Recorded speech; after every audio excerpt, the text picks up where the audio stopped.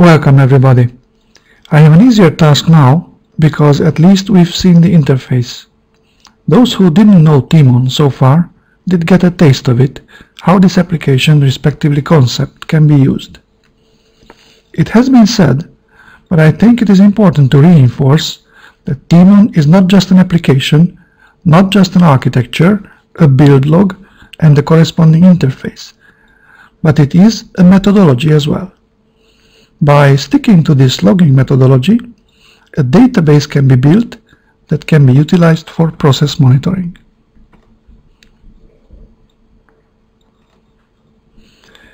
There are several usage areas for a log database built this way. For example, in quality assurance, and the detailed evaluation of integration tests, go-no-go tests, can be ensured based on the logs. About quick debugging. We have seen in the demo strongly helpdesk-related scenarios where the agent wants to find out which processes were unsuccessful, respectively why a given process was unsuccessful. Infrastructure errors at the operations level can also be determined very quickly, very early, from logs built this way. We could see as well that the set of data gathered in the Timon database, as many of the participants know, is a useful input for data warehouses, but we can prepare statistics in Timon itself. On the whole, we obtain a huge set of data if we stick to the appropriate logging principles, and the strength of the Timon interface is that it makes this often huge amount of data transparent, searchable, and filterable. This way, we can easily find our way in large amounts of data. We can easily find what we are interested in. This is a very important thing. It is not enough to possess lots of data. We need to find in there what we are looking for. As a consequence of this, the following question arises. If we have a large set of data, and if we have a tool that helps getting around, then is it definitely good that only the curiosity is the limit in who can access what?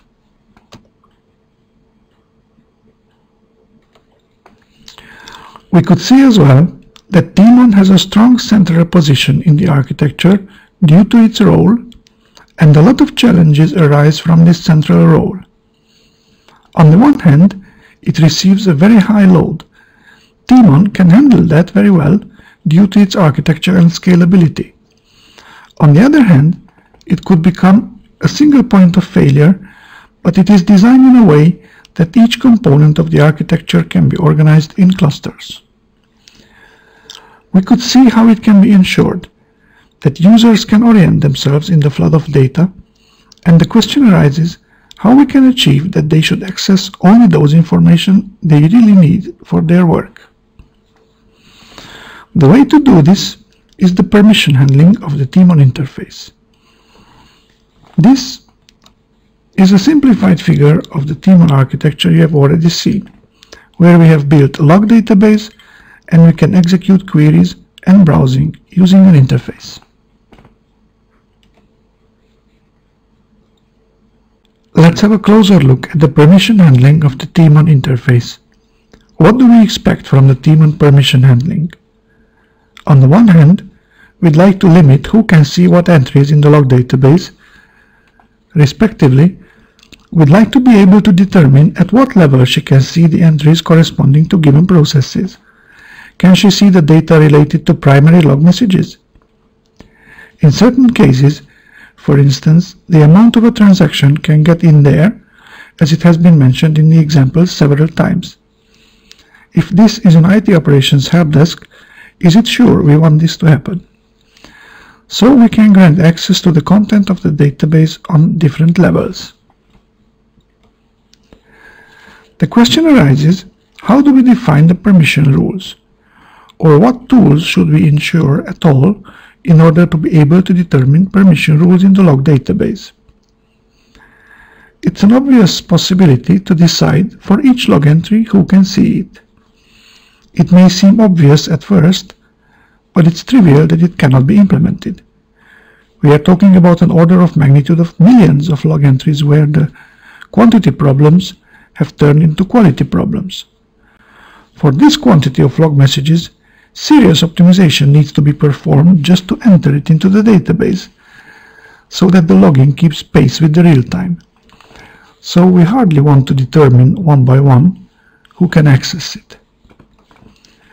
What do we do if we have many items of a kind, for example log messages, and few items of another kind, for example employees? We'd like to associate the two sets with each other somehow, so let's categorize them. We assign our employees, our users, to groups, and we categorize the processes somehow. How does this happen? Timon has its own native identifiers that we have seen in the previous presentations. Action ID, module ID, user ID. These gives us a possibility for categorization, but typically we wouldn't like to define the permission rules based on the technical categories of Timon. Experience shows that the categorization information regarding processes is the business information, for example, customer type. Similarly, we could mention the process type. So let's categorize the log entries. The categorization itself is the permission rule, where we state that members of the IT helpdesk group may view the log entries without any restriction, and there is a separate residential helpdesk group who may view only the processes related to residential customers. I'll come back later to this logical rule form. In fact, we can say that the whole thing is simple. Practically, if we look at this rule, similarly, here we have defined a logical expression, a set of conditions. In fact, this is a filter as well, similar to those defined for searches.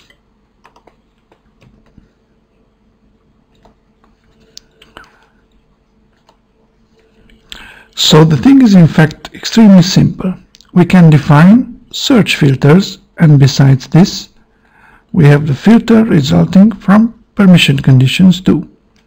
We have to filter the database entries to be shown through this one too. We select a subset of the database using the search conditions, but we don't let it get to the interface without any restriction. We have to filter it through the permission filter. So this is nice and easy, but in reality it's not that simple. We can say here again that the quantity problem has turned into a quality problem. In case of such a log database, we are talking about a very large database that makes the handling of the problem more difficult. One essential consideration is that the categories we establish, for example customer type, differ by application area. For example, it depends by the application whose log entries we store, whether there is a customer in that application. So the categories for which we can determine permission rules will change depending on this. We cannot carve these categories in stone, and we cannot carve them into Timon code either. We need to keep them in a freely parameterizable form. We are absolutely committed to the SOA principle of externalized permission handling because we think this is the future and this is the way forward. Therefore, the permission handling of Timon has to be externalizable.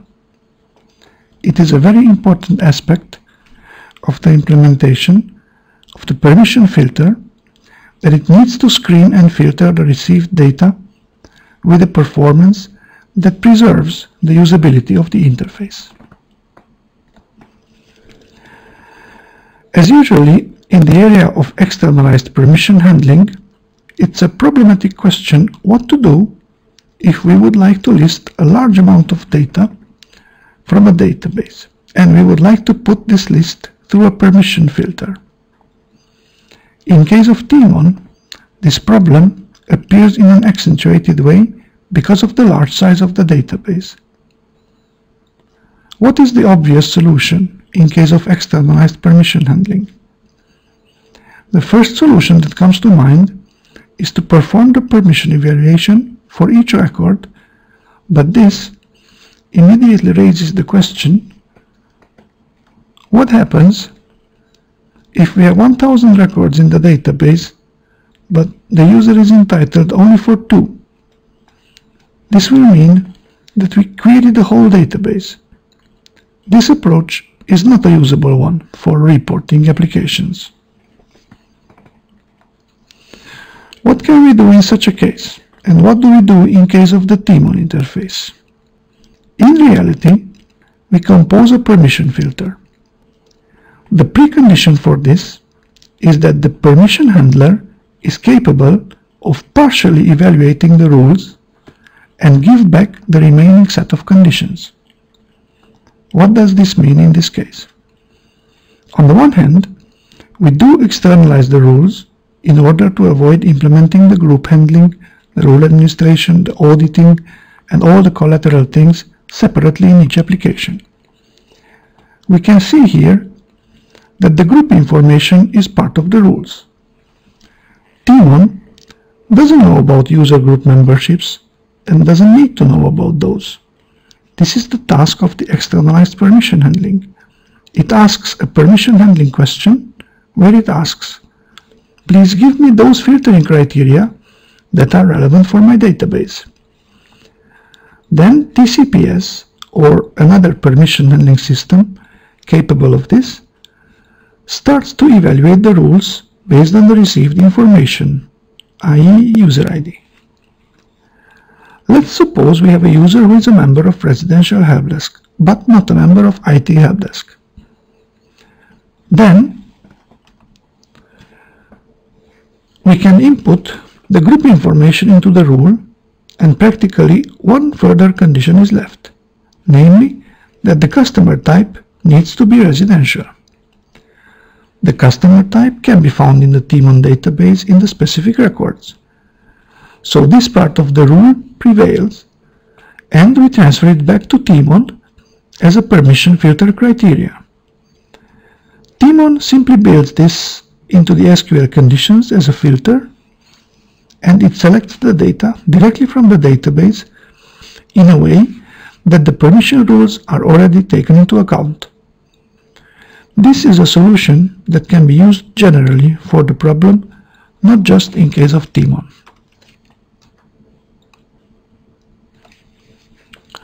The next topic I'd like to discuss is the security audit logging using Timon and TCPS.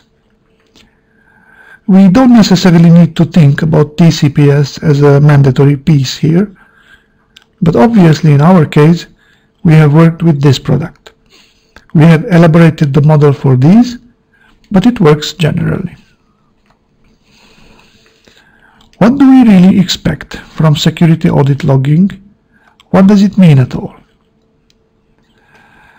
We'd like to store in this log those events that are sensitive from a business point of view, exciting from a security point of view, or can be interesting in a later root cause analysis in certain cases.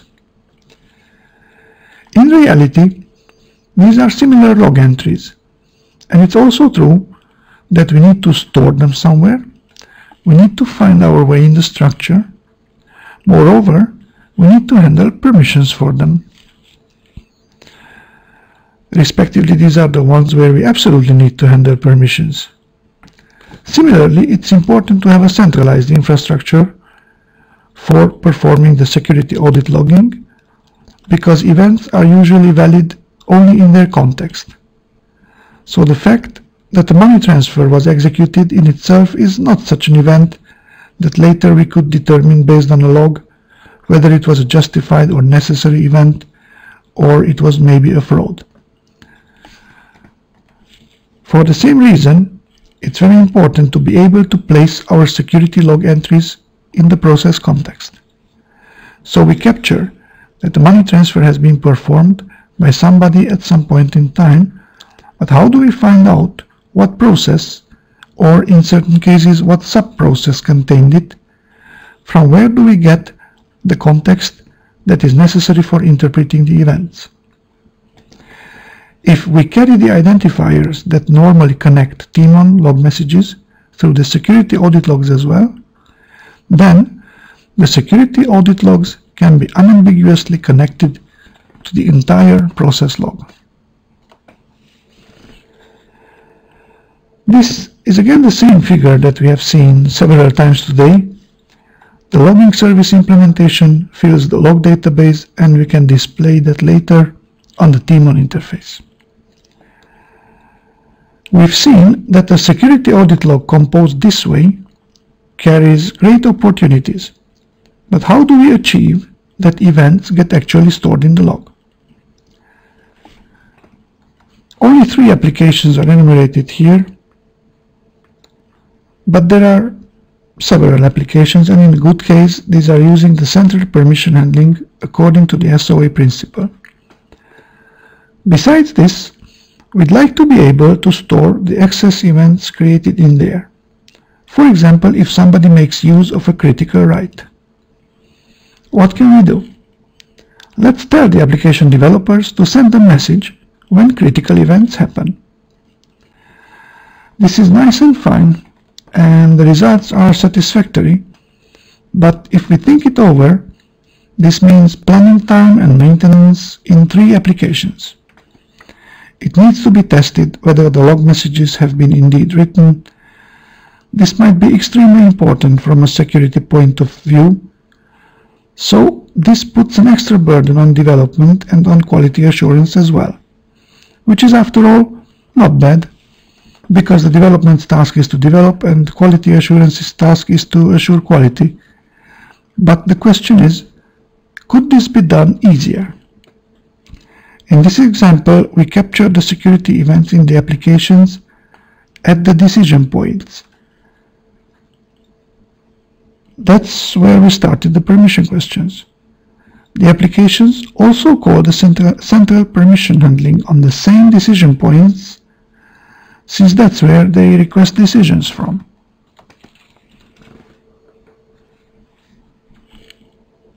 What happens if we implement the security audit logging through tapping the central permission handling that is called anyhow? As I mentioned, these events show up similarly in the central permission handler and can be seized very well together for all 3 applications. Let's take an example. We happen to work for the IT department of a bank, and we have a permission necessary to view customer detail data. In the first solution, we need to command all applications that, for example, we'd like to capture in an audit log access to the data of VIP customers.